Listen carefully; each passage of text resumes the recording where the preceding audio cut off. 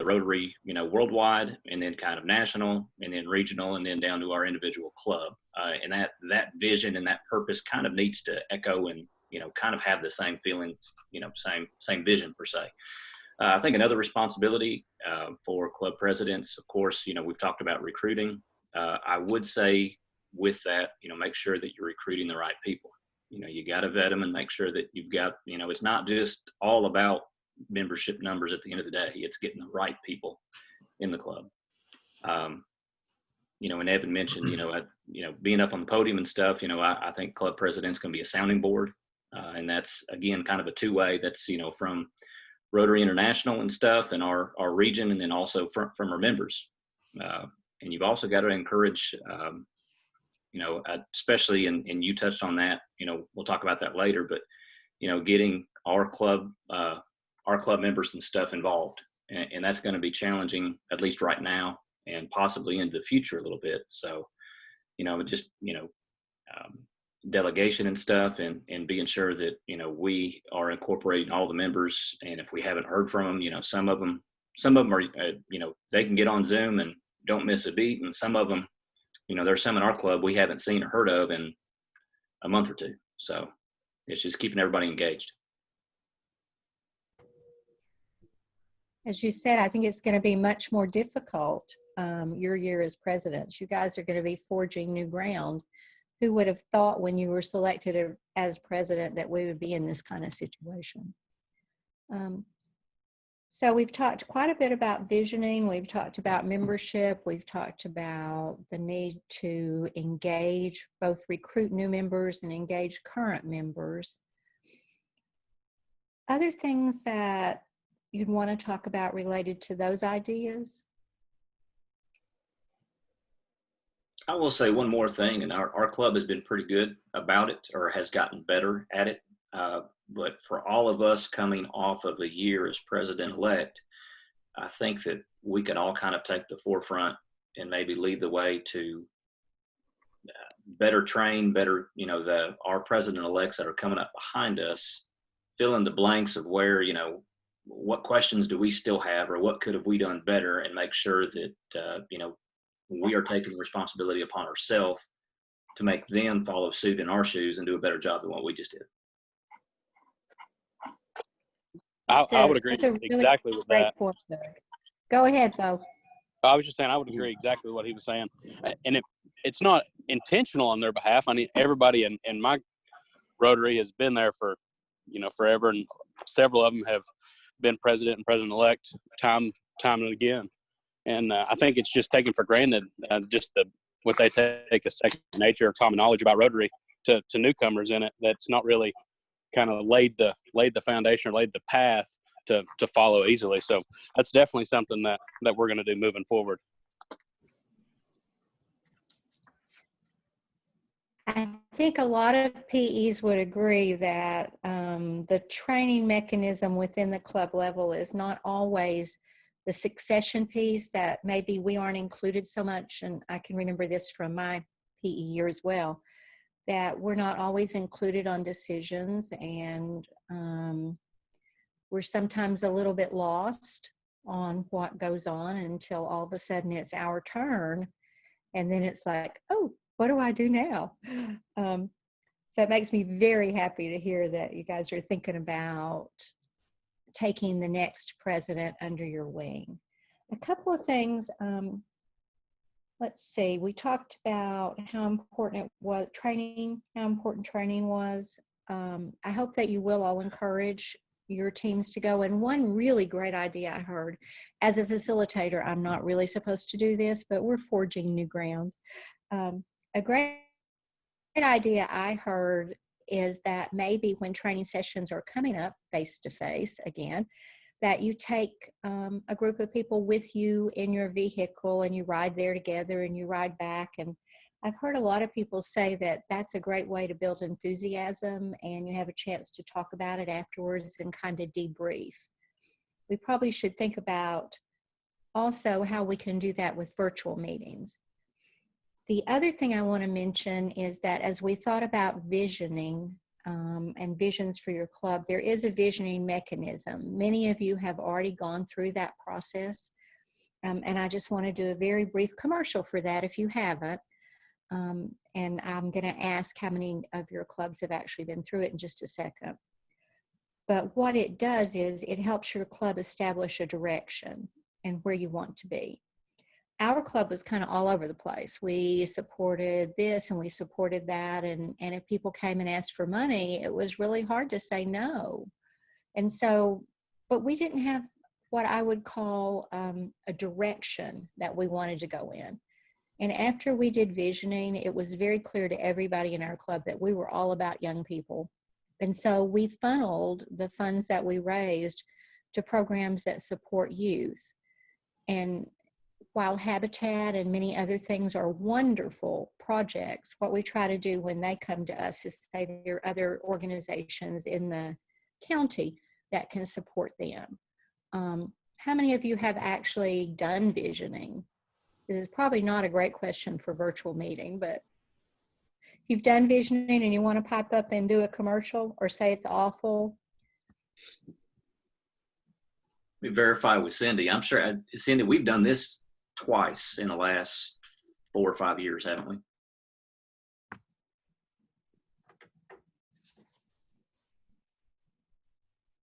My space bars are not working. We have, and I will say something about visioning. The first time we did it, we actually had Ivan and his team come, and you may talk about that, Debbie.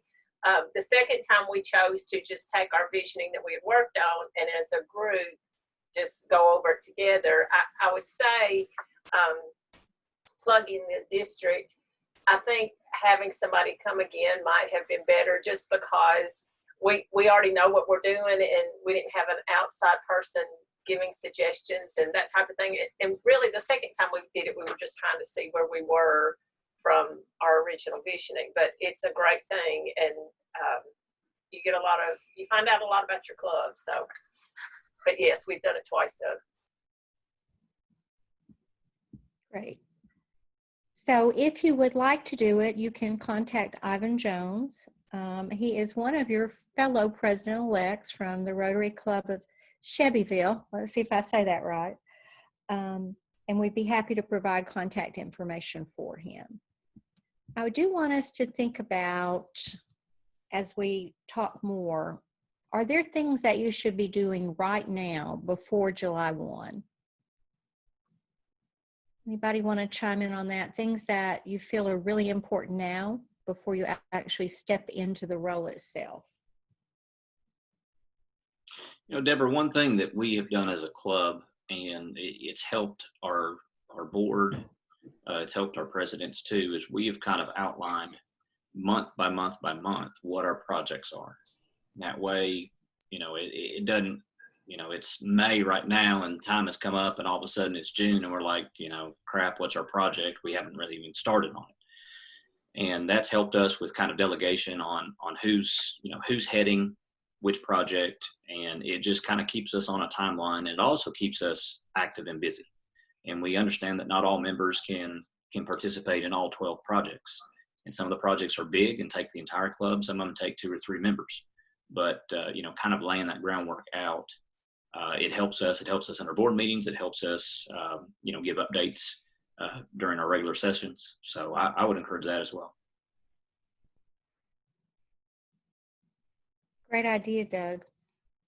Others? Terry, what about Sparta? Sparta has provided me with a checklist of to-dos by month. So I think that's incredibly helpful. Very cool. You might have to share that with the group. It might also be the one that we're going to look at that Ron sent out to you, but maybe divided more into monthly instead of quarterly. So yeah, it's monthly. Go ahead. It's monthly and it's based on what our club does, the projects for each month that I need to be prepared for. And so I think it's very helpful. Oh, wow. Personalized to your club. What a great idea. Who else would like to chime in on that? What you should be focused on now? I have a question.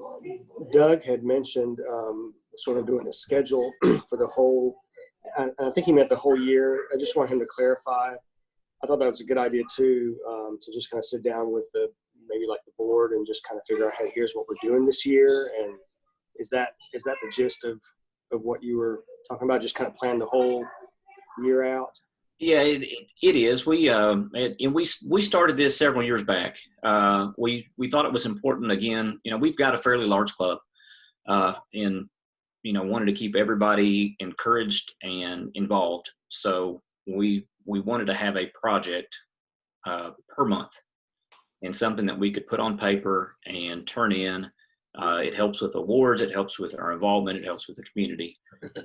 But we print that at the bottom of each of our sheets that go out. We hand out the sheets and everything on whose program is coming up and who's the speaker and stuff for the program. So each week we hand that out, and it's just kind of a constant reminder. If I'm not working on next month's project, but I'm working on August's project, I might need to start on that pretty quickly. And it changes. It changes by quarter. We might have something that's got to move back or push forward a month or two, and there might be something we completely replace. Maybe we tried it last year, we didn't really get the bang for the buck, or it wasn't as impactful as we thought, or maybe it doesn't align with our vision.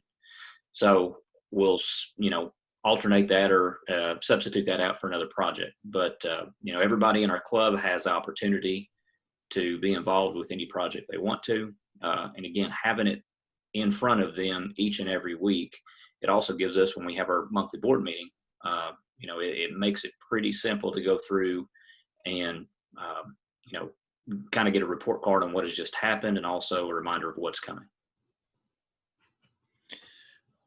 Deborah, I was going to say, if I could speak for just a moment, I was going to say,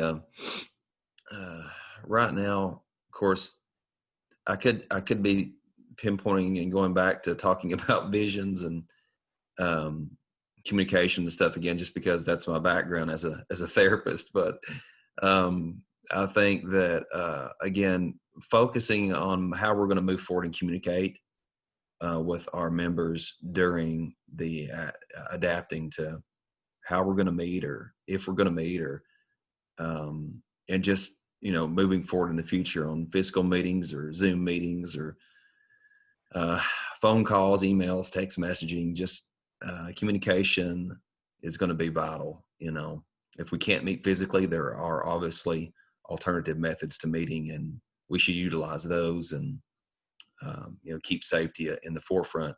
But I think just my answer would be finding ways and thinking ahead of time of ways to communicate on not only events that we're planning and that are upcoming, but maybe ways that we, if we're faced with the challenge of not being able to, quote unquote, do an event, that maybe we can, if we allow people to do it individually or participate individually on events. So I think I would just add upon the great ideas that everybody else had already stated on planning for events, but also planning on how maybe we can complete those events if we can't do them as a group. Thank you.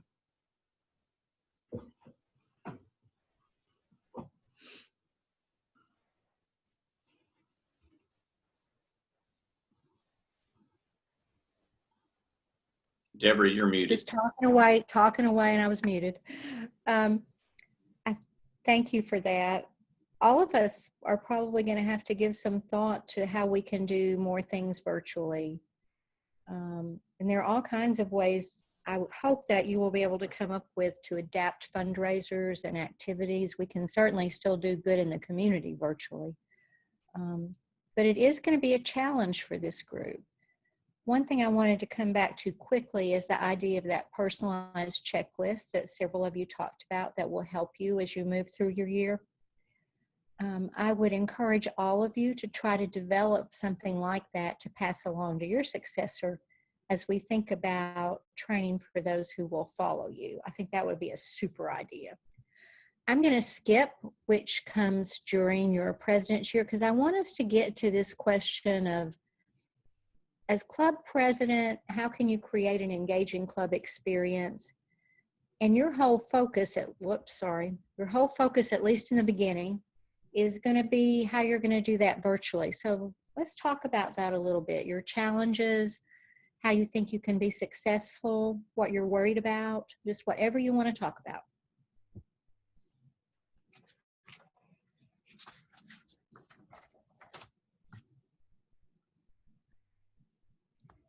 Kathy, I haven't heard from you yet, I don't think, today, and I know you've got some great ideas. Is this scaring you? I don't know if I have any great ideas. I've only been in Rotary 2 years.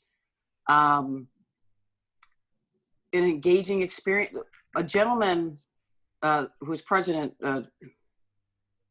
2 years ago, I guess, did what he called the humdingers. Basically, you'd highlight a member each meeting and just basically introduce them, talk about them, give some interesting facts about them.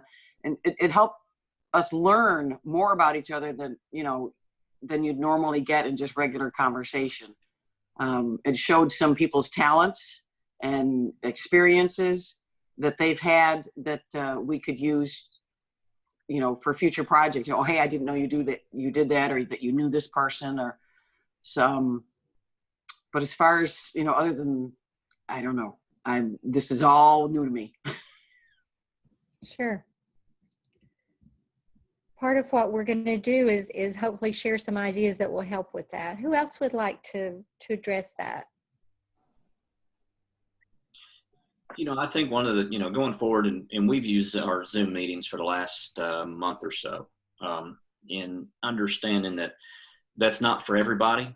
Not everybody has the same technology skills to get on. They might be in a different location that they can't. There might be a mental block that, I don't know how to do that. So as long as we're still in this virtual world, per se, and hopefully it's shorter rather than longer, making multiple avenues, whether it's put a meeting on Facebook Live, record the meeting like we are now, and then send that out in an email. Maybe we've got a member or two that can't watch it live, but they can recap and kind of rehash and watch it. Something else too is possibly doing a buddy system. Everybody knows in your club, probably those that are on the Zoom meetings that are kind of tech savvy or so, maybe once a week or so, calling out, assigning them to another member, calling out, just checking on them. What are you doing? This is kind of what we talked about last week. We'd love to see you. Invite them over to an office. Cindy has, seems like every week she has one or two other people in her office that show up on her Zoom camera that are there, but, so they're not dialing in themselves, but they're there and they're involved and they're engaged. So that's helped out too. Great point. I think, Kate, sorry. go ahead, Kaz. I was just going to say, I think it's going to be challenging. I think so much of what we do is, a social experience, just interacting with each other and being with each other. And, and I've done a few of these Zoom meetings for different things, and it's tough. I mean, you get through it, you get through the business of what needs to be done, but I just feel like it's hard to get that social piece in, and I'm all open to some ideas to keep people engaged with that aspect of it, because I think that's what a lot of us like. We like, having these lunch meetings and doing projects together, and stuff. So I'm just wondering, and like we said, I hope this is all short-lived and we can just get back to as much of that as we can. But I'm curious, early on, if we have to do more of these Zoom virtual type things, what we can do to keep people engaged. A challenge and an opportunity. Debbie, can I say something? Of course you can. Something we didn't talk about in roles and responsibilities that I think crosses over to this as well. One of the things that you all as presidents are going to have the opportunity to do is, are you going to talk about club committees later, or is this okay is to choose your club committee chairs. And I know in some clubs that's a no-no because you've had the same chairperson for 15 years and that's their job and that's what they do. But it's your year to do what you want to with your club, and sometimes moving people around and changing it up and having new chairs and new ideas can actually help with what we're talking about now, creating engaging club experience, because you have new ideas, somebody that maybe hasn't had a job to do in your club, and you let them be one of your chairs. So just think about that the chairs don't have to stay the same year after year after year, and new ideas coming in can really help build your clubs and the experience that people get from it.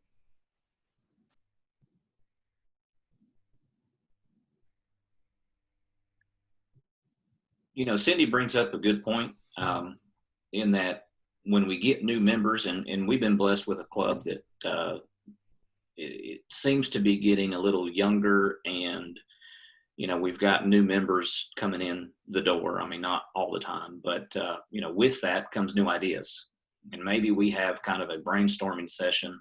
You know, sometime in July, we take, you know, the last, you know, new members 2-3 years old or so, you know, and kind of have a brainstorming session. They should have been involved enough that they kind of get the gist of it. They get some of the programs and the you know, that we do, and get some new ideas, and just kind of have a brainstorming, kind of encouraging, and it gets them engaged, it gets them involved, and it also lets them know that, you know, hey, if I've got an idea or a different way of thinking or a different way of doing something, that my president's going to listen to me.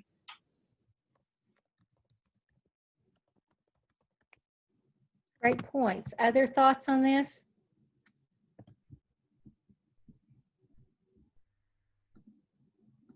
Oops, sorry. Now I don't know how to go back. Oh, well, we're good. Hang on. I guess when the slideshow ends, it ends. Hold on.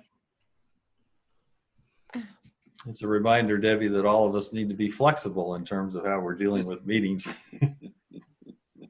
And here's the exact thing that happens sometimes when I try to share my screen. It doesn't show the right thing. Okay. Can you guys see this? The club president checklist for success? Or no? I'm thinking that's a no. Yes. Yeah, I can. Yeah. Yes.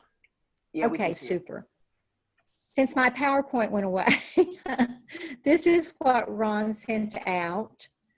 It's divided into quarters, and it would be a great tool for you to kind of just look at and think about each quarter and the things that are coming up. It would also be a base to develop that personalized club checklist for the year that several of you are so lucky to have.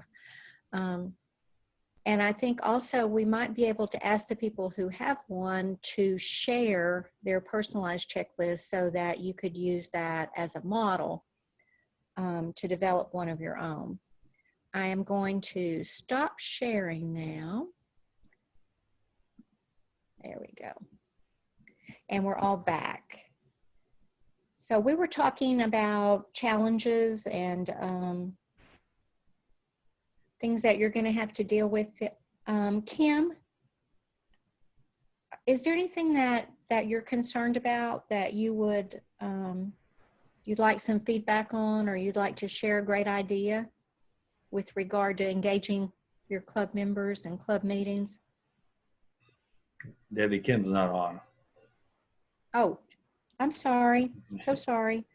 And Nancy's muted, so we can't hear from Nancy. I know she's got great ideas too. Christy, what about you? Sorry, my phone was ringing. The only thing that I'm concerned about is, of course, we have been doing the virtual meetings, the Zoom meetings, and we've had probably 16 to 18 members on a normal call, where normally we have 20 to 30. We have 45 members total, but that's normally how many comes to a meeting. So it just seems like it's harder to get, like you were saying, and that's a great idea to invite people to come to your office or etc. Is the youth. You know, we have the Huntland Interact Club. We've been doing an Interactor of the Quarter, which is recognizing an interactor that has performed above and beyond. Of course, we couldn't do it this quarter because they weren't in school. So we had to delay that to August. And just, you know, I guess my biggest fear is, what if they don't get to go back to school? Or what if, you know, I'm just thinking of the what ifs. And the Interact Club is very big in everything we do. We involve the Interact Club. So, you know, it helps. So I guess that's my biggest fear. think a lot of us would probably agree with that. I know we are. The whole thing about what to do about academic awards for this year and scholarships for next year, it's been difficult for our club as well. Exactly. Carol, how about you? Well, Any we're fighting. concerns, worries? Well, looking forward, this is probably going to be a presidency of the COVID recovery year, we might say. Right now, we as a club have not had any Zoom meetings, but we did have a live meeting this last Thursday. We met in the park in a big pavilion, exercise, social distancing, and we had a good turnout. I mean, I think there were like 22 that showed up into the pavilion, and I thought we had a great meeting. So we're going to continue on in that fashion if we can. Weather may not allow it, but we're fighting to get back to a normalcy. And I look forward to a good year with the Rotary in Hartsville, but it will be challenging. But we may have to redirect efforts because we may be looking at how to help our community in ways to help rebound from the crisis.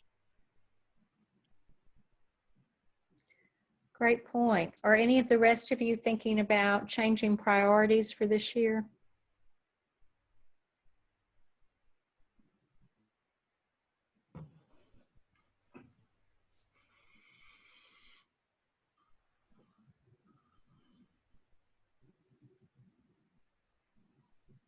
It might be something you do want to think about, just like Hartsville.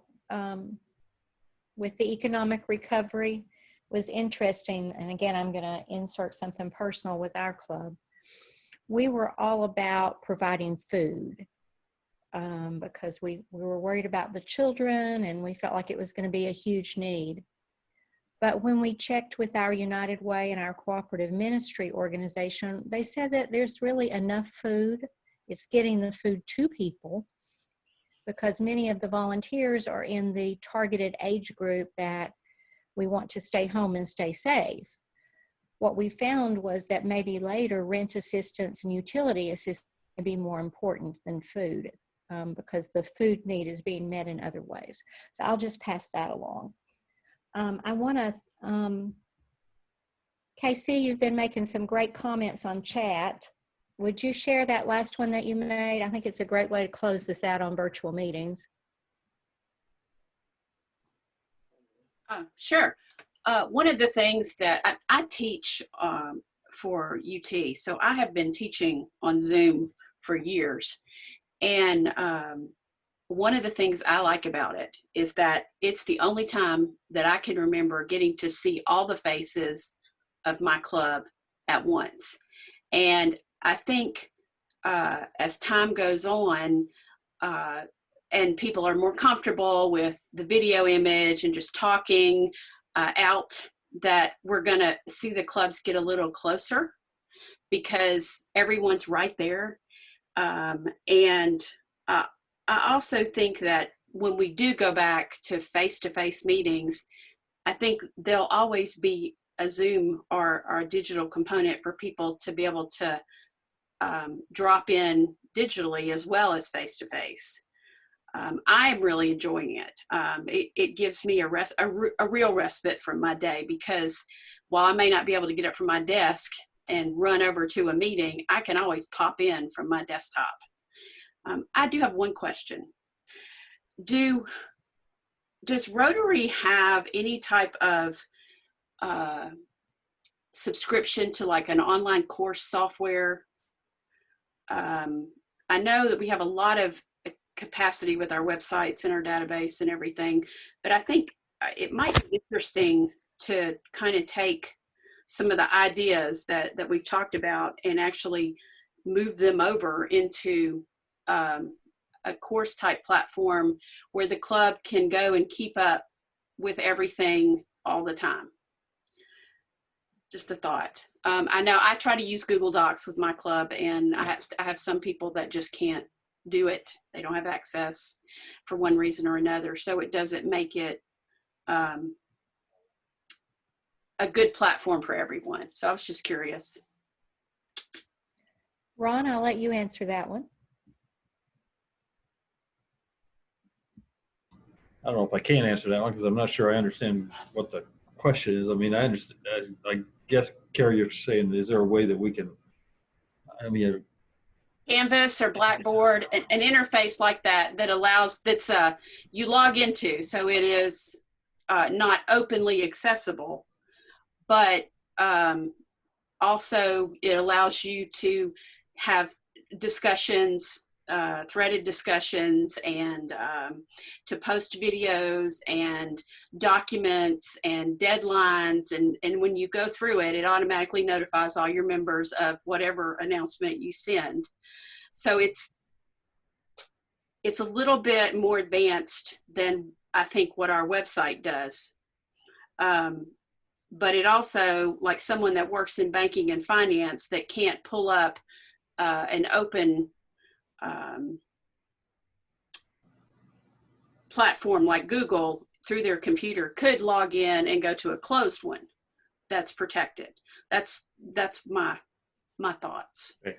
Well, I would have to ask Governor Greg about that because you're talking about the kind of technical thing that is way over my pay scale, or at least personal pay scale. I can tell you that I'm lucky to be able to turn this Zoom meeting on. So, Amen. we'll have to Hey, we'll have to ask him about that. Hey, if you can do Zoom, you can do Canva or Blackboard because they're super, super easy. Well, but you just mentioned Google Docs, and I can't do that either. So.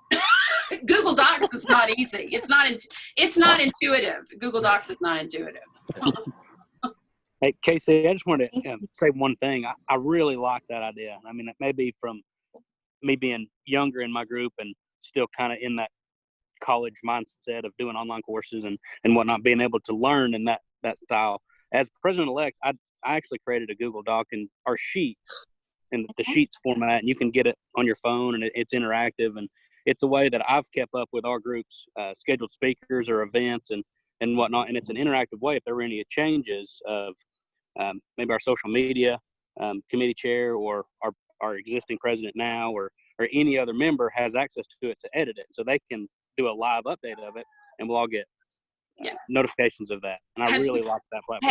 Have you been successful? Because I tried it last year with my auction committee.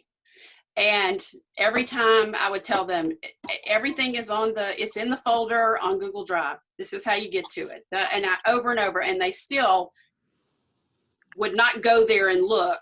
They would still email me and ask me to send them the information. Right. So one thing I did in conjunction with that is we did a monthly newsletter.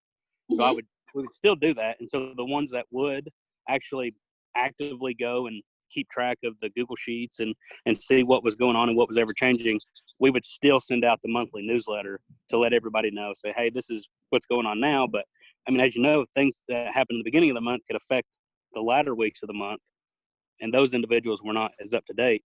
So, I mean, it's hit or miss. Yeah, I think in my mind, I was just thinking that the possibility of having some of the features available that are available in a online learning platform would be very useful for clubs right now. I think that Ron is going to check with DG Greg and see what he can come up with. He is pretty much our virtual expert. So we'll see if we can find if anything's already available. I know the platforms I don't know of any that are free, but we'll see what Greg has to say and get back to all of you. I do want to give Ron a few minutes, but I also want to try to end the meeting on time because I know all of you have things to do on your Saturday. I want to thank you all for the wonderful comments and the discussion. And I want to just end my piece of this by saying, don't forget to celebrate.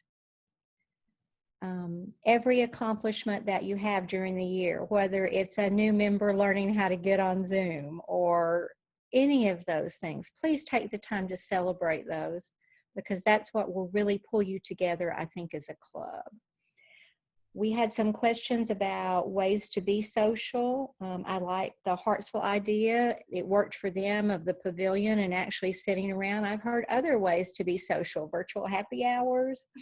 We actually have a 6 o'clock club meeting and we're all sitting around with glasses of wine while we're checking on each other. So that's a fun thing to do as well. I'm sure that you can think of many others. One thing, Ron, I like to suggest is that maybe you set up some sort of group, and you might need Greg to help you do this, for the PEs to communicate with each other so that they can get on and ask each other questions and share ideas all throughout the year. I think from what I've heard, you would all really benefit from that and participate, and it would be great for all of you. I want to thank you for your attention and participating. And here's DGE Ron. Hey, thank you, Debbie. Let's do this before I forget. Let's give Debbie a virtual clap and thank you for your job today. Thank you for leading us. Okay. A couple of observations I want to make, and then I'll talk about the meeting question, about the in-person meeting question. First of all, a great conversation from all of you today. Lots of really good ideas that I heard. I like what Doug and Casey talking about in terms of setting the new normal with your club, not only in terms of how you're meeting, but how you're meeting with your board and with your planning moving forward. Working essentially, making your team work longer term. Joseph brought up a really good point about communication. You just cannot communicate enough. It doesn't matter how good you are, you can always do better, right, Joseph, right? And even though I know it seems like you're getting a lot of stuff from me right now, I try to limit it to the stuff that I think it's important to you guys. But there's still, communication is something we all need to really continue to do, and I think that's even probably more important now than it ever has been. Kaz made a reference to what I would call Rotary being a people organization. We do thrive on our fellowship, and we do have some challenges in terms of trying to keep that going. You guys have some really good ideas about that. Kathy mentioned what we would call member moments, where you have your members talk about themselves for 2 to 3 minutes, and that's something that you could be doing at your club meetings, whether you're meeting virtually or in person. I think it's a great idea to find out who all your club members are and what they are doing. I think it becomes incredibly important as we move forward, because I think one of the things that we can be thinking about as we recover from COVID is we need to help our community, but it sure wouldn't hurt to help our Rotary members too. So if you know that somebody is in business X and you need to do business X, to go talk to your Rotarian buddy in business X, because you may not necessarily have known what that person was doing. And I think in terms of the buddy system, I think that's a real good idea right now, because we have lots of folks in our clubs who just either don't know how to do the technology, or they don't want to. They think it's harder than it is. And I think Zoom really isn't too hard, but I think it is possible. We did have, when you talk about things you can be doing now, and we'll be talking about this in a couple more weeks when we meet, and hopefully you've been working on this by the time I get to you, hint, hint. If you haven't been working with your board to build your board, now's the time to do it. If you haven't started thinking about setting your goals, now's the time to do it, because we're going to be working on that toward the end of the month, and working with your board on your budget is really pretty important too. I recognize it's a challenge, because especially with things like fundraising, we don't really know what's going to happen. Rotary opens opportunities, and boy, did we not know what kind of opportunities we were going to get here. You all had some unique challenges, but I know that you were up to it. We're unfortunately also dealing with tornado recovery in 2 parts of our district as well. So I know that's a challenge for some of the people on the line too. And we are with you every day on that. So please know that. In terms of your meetings, Carol, you did have a really great idea about that. What the deal with our in-person meetings is really pretty simple. You should always abide by, as far as I'm concerned, and this is Rotary's official position, is you should always go by the things that are recommended by WHO and the CDC. And also in our case, and you have to think about what the governor of Tennessee has outlined for various organizations, which of course is overridden in, I think there's 6 counties where the local jurisdiction can make judgments as well. A lot of it is really just, common sense kind of things. Right now in theory, nobody can meet, if you have more than 10 people. And then we're supposed to be going in stages. Now, Carol, you did something outside. It sounds to me like it works. I don't think you're going to see you certainly aren't going to see Rotary police out there doing, watching that, those kinds of things. We checked with our mayor first. Yeah, well, and that's never a bad idea. But we have to just, be constantly on the alert about what's going on in our particular area, because it varies, tremendously. I mean, I live in Knoxville, in Knox County, and our guidelines are different than they are in Maryville, for example. So, we have to be aware of that when we talk about our meetings. I mentioned the buddy system previously because we do know also that Rotary has made it very clear that there will be people who will be uncomfortable coming to physical meetings for a while. Some people will not show up until there's a vaccine, and we have to be open and willing to having those people stay as Rotarians and trying to find ways to keep them involved. And that will be a challenge for us. And when we talk about all the kinds of virtual things we can do, I think that's something that we have to work into that program as well. So just keep an eye on what your local health authorities are doing. Some people are changing weekly, some people are changing monthly, some people are changing every 2 or 3 minutes. So every one of us has a whole different challenge in that area to just trying to keep up with things. But again, I think common sense for most of you is going to make sense. And yes, and Casey says it's a moving target. That's exactly right. That is exactly right. It's kind of like trying to plan some of our virtual meetings for our district. Every time we think we have something moves. So, but I think that I hope I answered your question there, Debbie, about in-person meetings, at least where I think we are. Again, thanks everybody for participating today. I'm really excited about all of you coming in as club presidents. This is a really great group.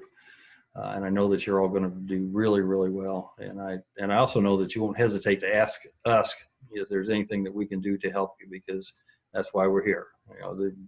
Our district is here to serve the clubs and our members. So just keep coming to us if you've got any questions or issues like that, and we'll take it from there. Debbie, anything to wrap up?